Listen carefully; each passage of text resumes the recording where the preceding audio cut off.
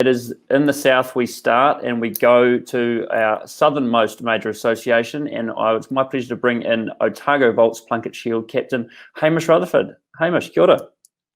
Morning, mate. How are you? Yeah, not bad, thanks. Not bad. Enjoying the sun here in Rotorua. Rotorua. Yeah, I'm coming to you from the Ibis here. I've got a lovely lake view, so I've got one more night, and I get out tomorrow midday. So I'm actually I'm looking forward to finally making the trip down south and getting to see the family. Nice, and of course the reason you're in Rotorua and doing your 14 days of quarantine is because you're fresh from a stint with Worcester, with the Rapids and the T20 comp in the UK. You're one of the few Kiwi players that will be starting the season fresh with some cricket. Can you tell us what it was like over there? Yeah, it was different, obviously, with the current climate in the world. But in all honesty, it wasn't really too different. Apart from obviously playing cricket, you don't really do too much else other than train, play golf, and visit the local coffee shop. So it didn't really affect me too much in that regard. But obviously, with no crowds was a little bit different. I guess coming from New Zealand, playing domestic cricket here, we're quite used to playing with no crowds. But for the English, it's very foreign. And I must admit, once the lights come on, the sun goes down at Edgbaston, it's very, very weird. So yeah, I think almost eerie. Very eerie. Just quite strange. Historically, the match between the Bears and the Rapids is huge. Normally, it's a Friday night with a sort of a sellout, maybe 18,000. So I think there might have been 10 people watching the game we played them. So it was, obviously much different. But from the cricket point of view, it was still, obviously very good cricket and very enjoyable trip.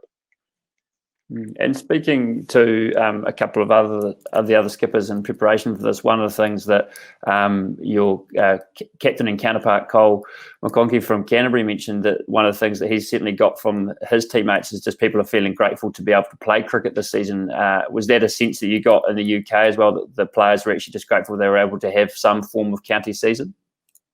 Yeah, definitely. I think that in New Zealand, I think we're very lucky. We missed 2 games back into the year, and if all going to plan, we're going to get a full summer in the season with some international cricket as well. So I think we're very fortunate with the way it's gone here. So certainly not the case in England. There's some heavy money being chucked around about how much everyone's losing, and some guys taking pay cuts, and some people losing their jobs within cricket.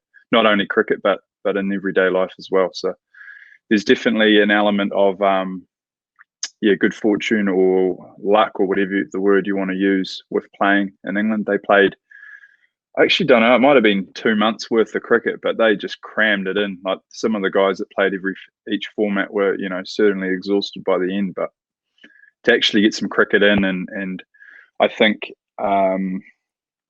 I guess do something. They were locked down for 3 months and they were cooked. Some of those guys coming out of lockdown. So I think, like I said, they're just excited to be playing some cricket. It's a great opportunity to be able to actually get out there. And you mentioned that with, obviously, here in New Zealand, we've had level changes. The teams have been preparing in different sort of situations. Your Otago teammates have had some games against Canterbury. They've had some internal stuff. Obviously, you've been away for a period, but what's the sense that you're getting from afar of how the Volts are going in the preseason? Yeah, so I think our preseasons tend to change. We Rob and Fordo and Milo now coming in they really like to, I guess, do something different in preseason.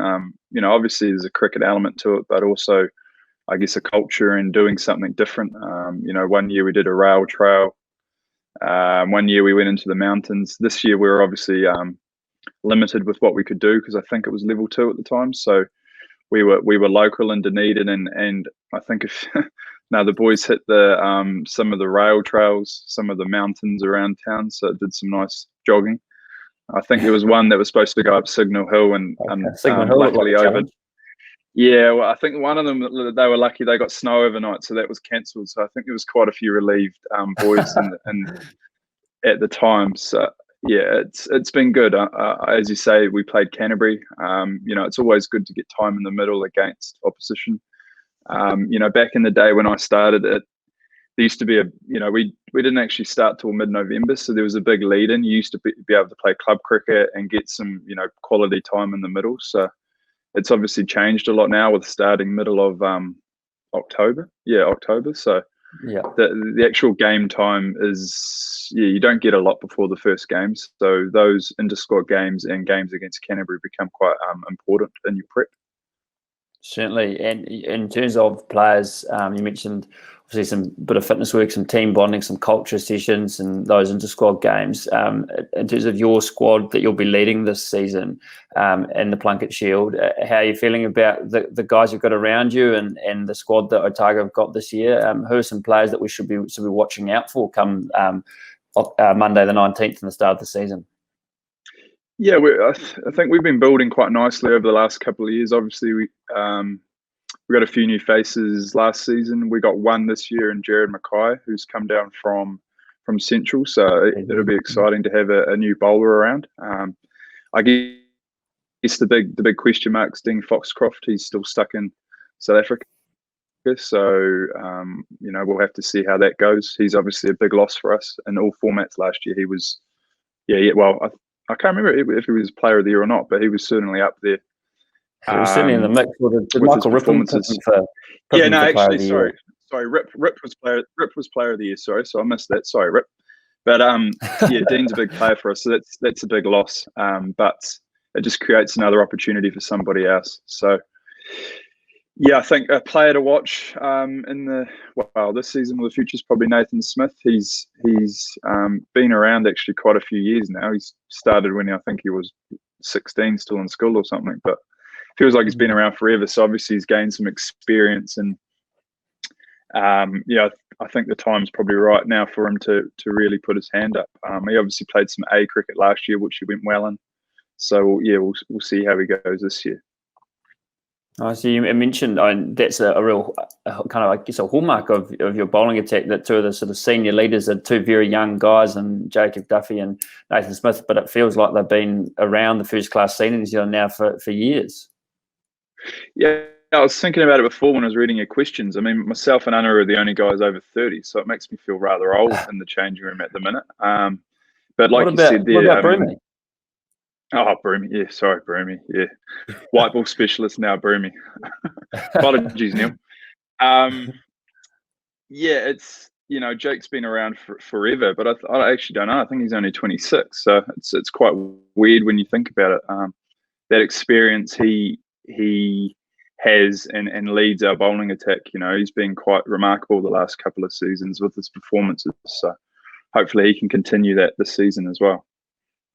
Certainly. And I mean, you mentioned that you feel like you've been building nicely. I mean, the Volts have had a couple of finals appearances in white ball cricket and one-day cricket and T20 cricket. The Plunket Shield format, the first class format, has been a bit of a challenge over the last couple of seasons. Do you feel like you are heading in the right direction, though, with your red ball cricket?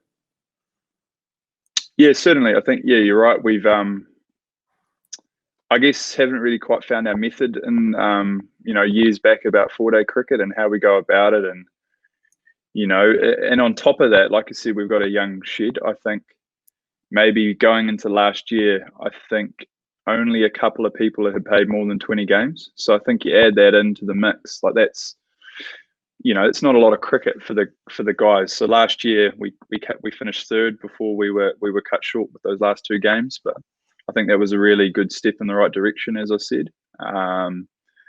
So hopefully we can build on that, make a few tweaks here and there, and put in some good performances and see where we finish come April.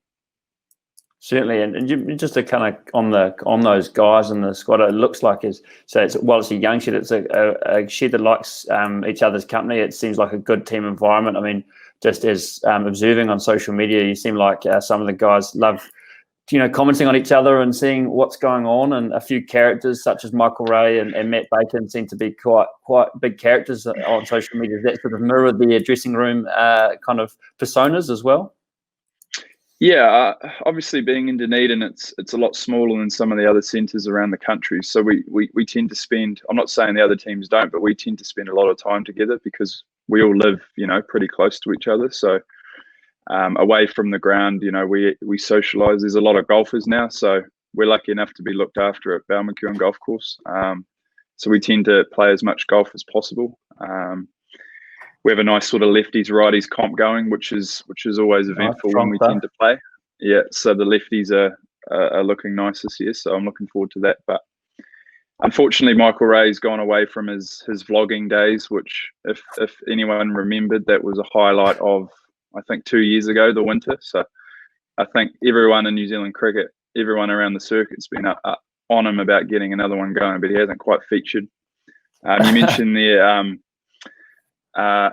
Matthew Bacon. He obviously tends to gram a lot of food. He's a big foodie, food and coffee. So if anyone wanted to follow him, they'll certainly see the spots we hit during the summer. And then obviously Finney's our number one social media star with his photography business.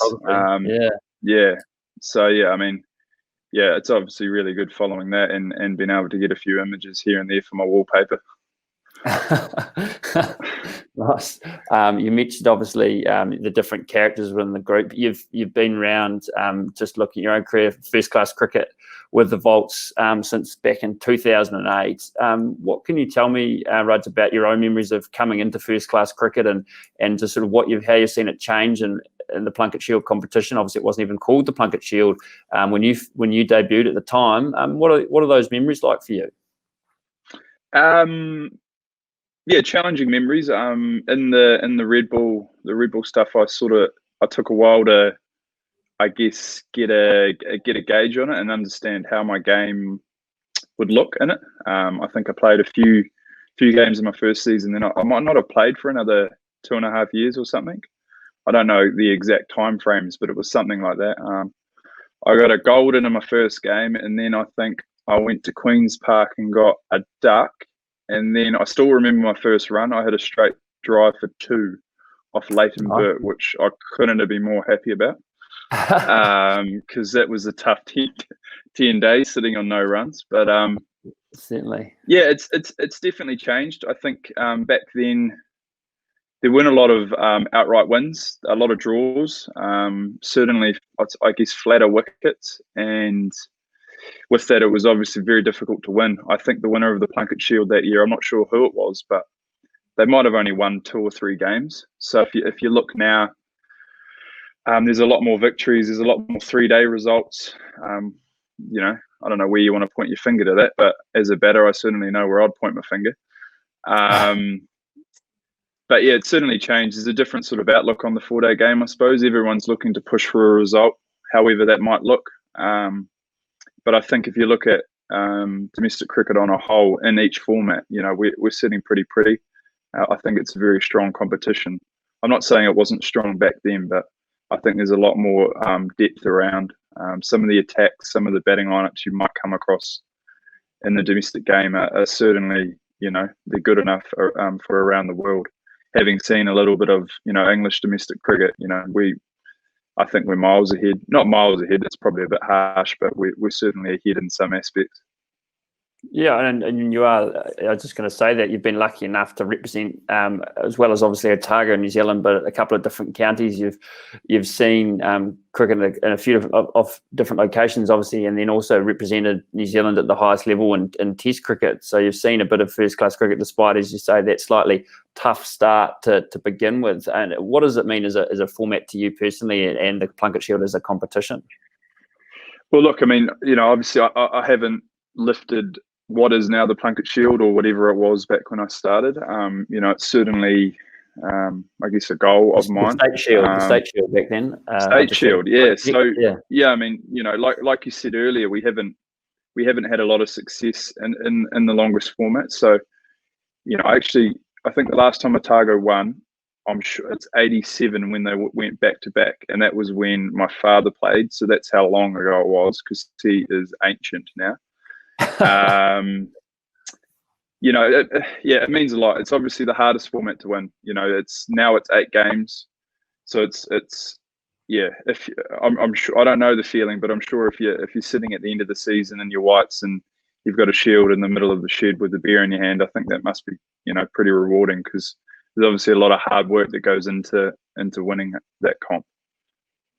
Certainly, I just had a quick look at the season. So you made your debut against ND, and ND were the eventual champions that season. So you came up against the best to start with. Yeah, I still vividly remember it. I don't. Obviously, I got out to Trent, and I think it might have been his first game for ND as well. And in age groups, he used to get me out quite a lot. So I didn't have a great feeling in my stomach. I think I actually said to somebody, "Oh dear." And I think I almost just walked off before the ball was even bowled, which is not a great mindset to be in. No, I see. That is a tough place to start. And in terms of obviously how things have changed since that time, you've represented Otago over 50 times. I've got just actually a couple of quick fire ones to finish for you, Ruds, before I let you go and make the most of the last couple of days of quarantine before you go and see your young whānau. I wanted to ask you firstly, what is your favourite first class venue to play at? So I got two. Obviously the Uni Oval, and I also really enjoy Queen's Park in Invercargill. A proud Southern man. Which might surprise a few people. But it's a great place to go to. Otago, a few good coffee spots tucked away there as well. And fresh fish. Oh, very nice. It's a great option. And then in terms of, you mentioned Trent giving you some trouble early on. Who's the toughest bowler you've ever faced in first class cricket? The toughest bowler would be Darren Stevens with a duke in his hand. He will give you sleepless nights. Opening is a very tough job. Would you say it's the toughest job in cricket? No, I wouldn't. I think bowling in Dubai would be certainly up there. Having seen some of the guys toil over there, I don't quite know if I'd want to put my rig through that, and I don't know if it would quite turn out that well for my rig. So no, I think opening can be, but it's also it can be the most rewarding as well. And just finally, before I let you go, the player that you most enjoy, the opponent, it could be a teammate or it could be an opponent, the player you most enjoy watching on the first class scene. Actually, sort of a strange one. I actually really enjoy Matthew Hayden. I know he's not playing, but he's quite high on my Google search list. Always growing up enjoyed deep in Roe Blinder. I enjoyed watching him. And then a lot of his theories, I've listened to a couple of podcasts on him, and I enjoy that. I guess a current player, I quite like watching Aaron Finch go about his white ball game. So those two probably up there at the minute. Nice. Hamish Rutherford, thank you very much for joining me. Thanks, mate. Cheers.